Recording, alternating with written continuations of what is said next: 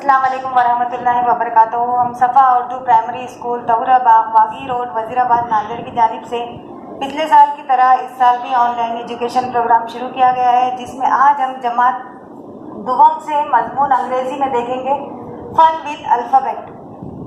प्यारे बच्चों, आज हम हमारी इंग्लिश की किताब में देखेंगे 1.5 एक्सरसाइज जिसका नाम है fun with alphabet.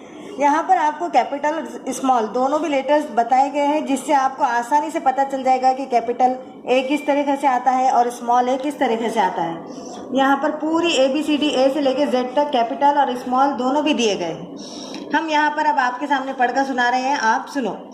A for apple, B for bat, C for cat, D for dog, E for elephant, F for fish, G for grapes, H for head, I for ice cream, J for jug, K for kite, L for lion, M for mango, N for nose, O for orange, P for pencil, Q for queen, R for rabbit, S for sun, T for tree, U for umbrella, V for van, W for watch, X for extra, Y for yak, Z for zebra।